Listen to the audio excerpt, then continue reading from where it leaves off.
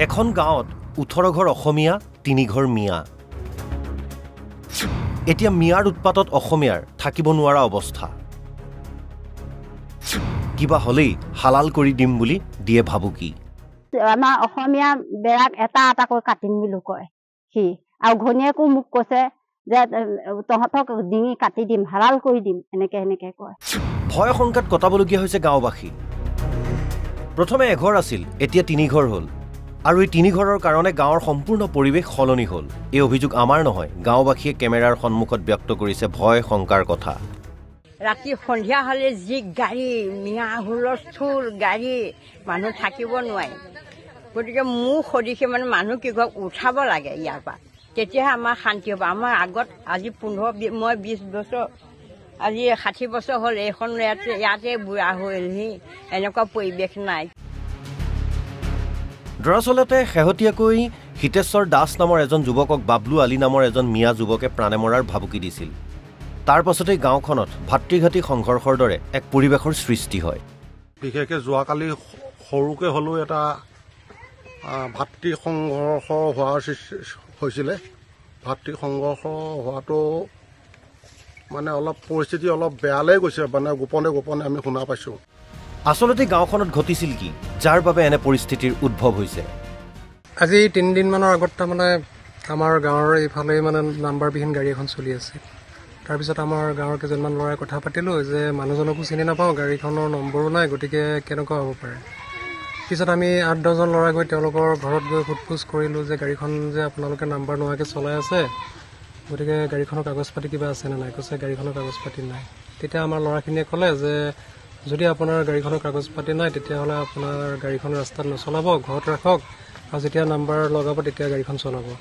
এই কথাষাৰ কৈ আমি গোটেই ল'ৰাখিনি গুচি আহিলোঁ যোৱাকালি মই সেইফালে গৈছিলোঁ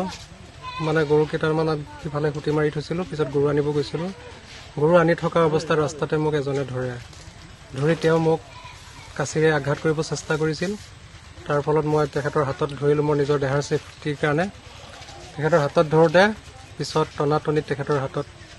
মানে লাগিছে সেই কাচিখন তেখেতৰ নিজৰে আছিল মোৰ নাছিলে সেই কাচিখন বৰ্তমান মোৰ হাতত আছে এতিয়া এই সমগ্ৰ ঘটনা সংঘটিত হৈছে ঢিঙৰ 8 গাঁও চাপৰি কলবাৰী নামৰ গাঁওখনত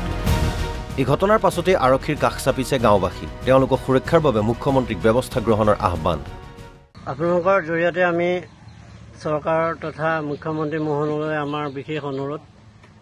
আমি ইয়াত থকা অসমীয়া মানুহখিনিয়ে এনেকুৱা এটা শাস্তি ভুগিছোঁ অনা অসমীয়াৰ দপদপনিত আমি দিনতো গৰু ছাগলী এটা পথাৰত ভালকৈ বান্ধিব নোৱাৰা হ'লোঁ গৰু ছাগলী চুৰ কৰে তাৰোপৰি মদ খোৱা ভাং খোৱা গোটেই ৰাস্তাত ৰাতিয়ে দিনে ক'ৰ ল'ৰাবোৰ আহে আমি গম নাপাওঁ গতিকে আমি আপোনালোকৰ জৰিয়তে আমি ইয়াত থকা খিলঞ্জীয়া মানুহখিনিয়ে যাতে সুৰক্ষা পাওঁ আপোনালোকৰ জৰিয়তে আমি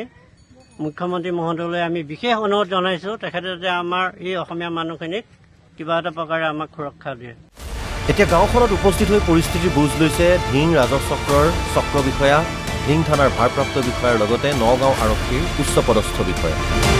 গাঁওখনত যাতে কোনো ধৰণৰ অপ্ৰীতিকৰ ঘটনা সংঘটিত নহয় তাৰ বাবে আৰক্ষীৰ লগতে মোতায়েন কৰিছে অৰ্ধসামৰিক বাহিনী পাইছোঁ যে যোৱা 20 তাৰিখে ইয়াতে এটা ঘটনা হৈছে ইয়াতে হিতেশ্বৰ দাস নামৰ যুৱক এজনক তেওঁ ঘাঁহ কাটিবলৈ যাওঁতে ওচৰৰে কিছুমান লোকে তেওঁক ভীতি প্ৰদৰ্শন কৰিছে বুলি তেওঁ পুলিচৰ ওচৰত কমপ্লেইন কৰিছে তো সেইটো বিষয়ে এতিয়া পুলিচৰ মানুহ OC আৰু DSP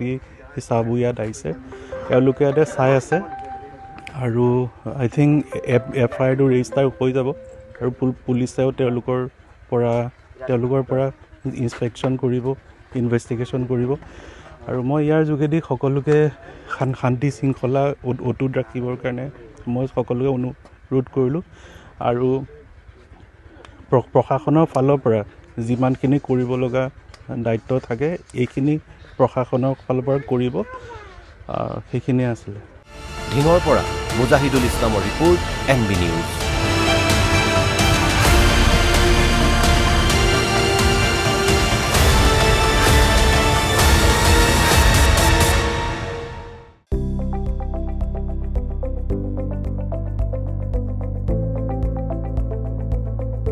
NB নিউজ